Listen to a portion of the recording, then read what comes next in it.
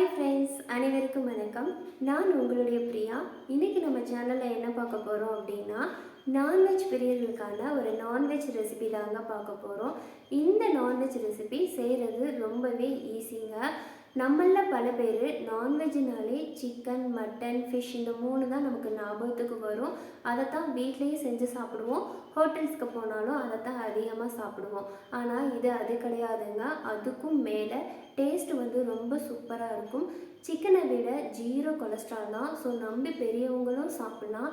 குறிப்பாக குழந்தைங்களுக்கு நம்ம அதிகமாக கொடுத்துக்கிட்டே வந்தோம் அப்படின்னா அவங்களுடைய போன்ஸ் ரொம்பவே ஸ்ட்ராங்காக இருக்குங்க.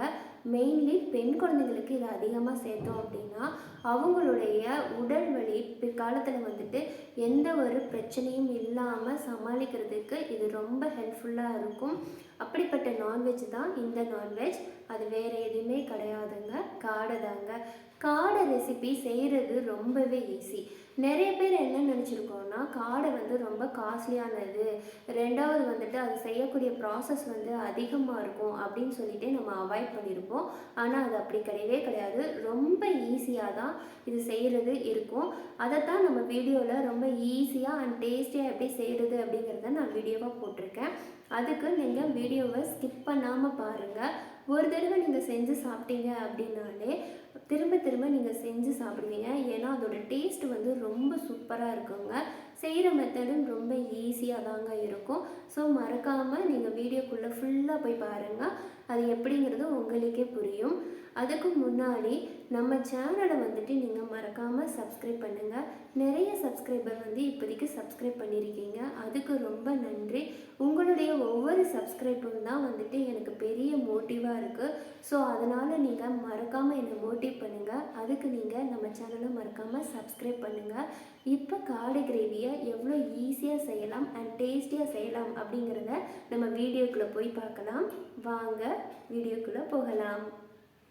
கிரேவி செய்கிறதுக்கு காடையை நல்லா க்ளீன் பண்ணிவிட்டு மஞ்சத்தூள் உப்பு போட்டு நல்லா கிளறி ஒரு 1/2 அன் ஹவர் ஊற வச்சுக்கோங்க. அப்புறம் இந்த கிரேவிக்கு மசாலா அரைக்கணும். அதுக்கு முந்திரி பருப்பு, தேங்காய் அண்டு வெங்காயம் இது 3 மட்டும் நல்லா வதக்கிட்டு அரைக்கணும். ஸோ இது 3ஐயும் எடுத்து வச்சுக்கோங்க. இஞ்சி பூண்டை தட்டி வைக்கணும். அப்புறம் ஒரு பெரிய 4 தக்காளியை மிக்சியில் போட்டு அடித்து வைக்கணும்.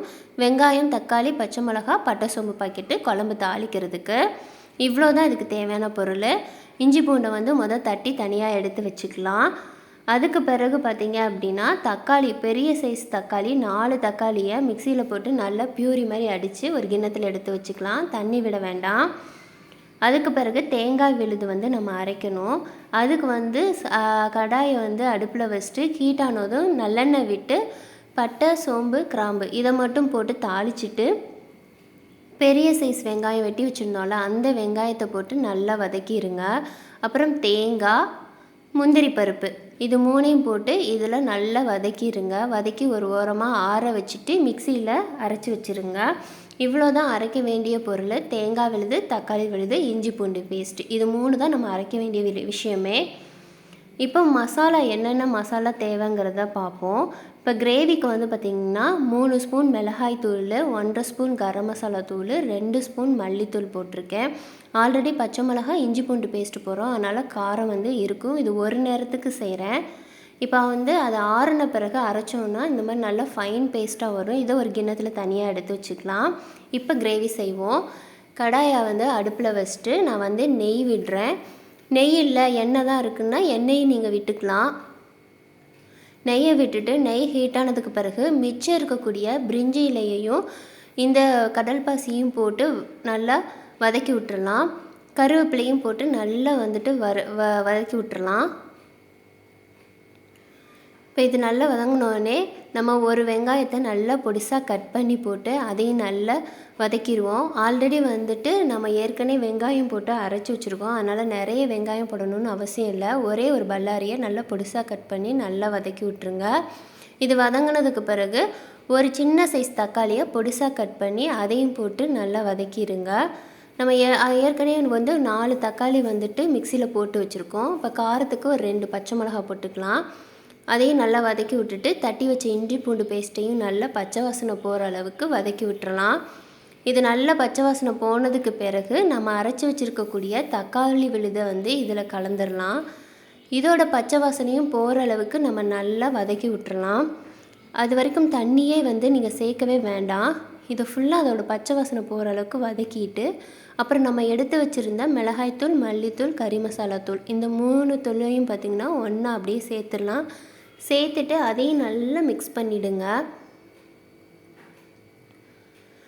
இது எல்லாமே வந்து அந்த கிரேவி வந்து திக்னஸ் நல்லா வரும். நல்லா வந்துட்டு மிக்ஸ் பண்ணி விட்டுருங்க. அது வரைக்கும் தண்ணியே விடாதீங்க. இந்த ஸ்டேஜில் நாம் ஏற்கனவே க்ளீன் பண்ணி வச்சுருக்கக்கூடிய காடையை வந்து அப்படியே சேர்த்துருவோம். சேர்த்துட்டு இந்த கிரேவி மசாலா ஃபுல்லாக வந்துட்டு இந்த காடையில் ஃபுல்லாக மிக்ஸ் ஆகணும். அதுக்கு பிறகு நம்ம அரைச்சி வச்சுருக்கக்கூடிய தேங்காய் விழுதை வந்து இதில் கலந்துடலாம். இதையும் போட்டு நல்லா இந்த கிரேவியோட மிக்ஸ் பண்ணணும். இந்த கிரேவிக்கு வந்துட்டு தண்ணி ரொம்ப விட தேவையில்லை. ஃபஸ்ட்டு வந்து நம்ம எல்லாத்தையும் நல்லா மிக்ஸ் பண்ணிவிட்டு தேவையான அளவு உப்பும் போட்டு மிக்ஸ் பண்ணி வச்சுருவோம்.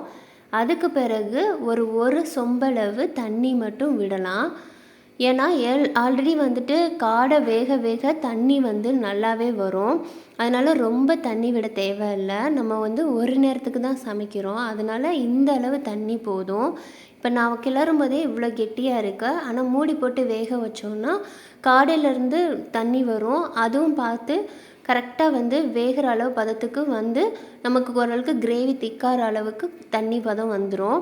ஸோ ரொம்ப தண்ணி விட வேண்டாம். இப்போ நீங்களே பார்த்தீங்கன்னா தெரியும். அவ்வளோதான், நம்ம கிரேவி வந்து ரொம்ப ஈஸியாக ரெடி ஆகிடுச்சு. நல்லா சூப்பராக மணக்கிற கிரேவி ரெடி ஆகிடுச்சு. இந்த காடை கிரேவி காடை வெந்துருச்சுன்னு பார்க்குறதுக்கு அதோட எலும்பெல்லாம் லேசாக தெரிய ஆரம்பிச்சிடும். ஓயாமல் கிண்டக்கூடாது. கிண்டுனா வந்தால் ஒரு மாதிரி குழஞ்ச மாதிரி ஆகிடும். கிண்டாமல் பார்த்திங்கன்னா சீக்கிரம் இது வந்து வெந்துடும். ரொம்ப டேஸ்ட்டாக இருக்குங்க. ரொம்ப சத்தானதும் கூட. அவ்வளோதான். இதை வந்து நம்ம ஒரு கிண்ணத்தில் ட்ரான்ஸ்ஃபர் பண்ணிவிட்டு சும்மா லைட்டாக வந்துட்டு கொத்தமல்லி போட்டு டெக்கர் பண்ணிக்கலாம். ஸோ நான் வீடியோக்காக தனியாக ஒரு கிண்ணத்தில் போட்டுட்டு டெக்கர் பண்ணிட்டேன். அவ்வளோதாங்க, காடை கிரேவி ரொம்ப சிம்பிளாக ஈஸியாக ரெடி ஆகிடுச்சு. இதை வந்து நம்ம சாதத்து கூட, சப்பாத்தி கூட, தோசை கூட எல்லாம் நல்லா சாப்பிட்லாம். சப்பாத்திலாம் சாப்பிடும்போது குழந்தைங்க வந்து விருப்பமாக சாப்பிடுவாங்க. அவ்வளோ டேஸ்ட்டாக இருக்கும். இதில் முந்திரி பருப்பெல்லாம் கலந்தனால ஒரு ஸ்வீட்னஸ் கொடுக்கும். ரொம்ப சூப்பராக இருக்குங்க. சாதத்துக்கு சரியான காம்பினேஷனாக இருக்குங்க. ரொம்ப டேஸ்ட்டாக இருக்கும். நீங்களும் வீட்டில் ட்ரை பண்ணி பாருங்கள். அவ்வளோ அட்டகாசமான காடை கிரேவி சூப்பராக ரெடி ஆகிடுச்சு.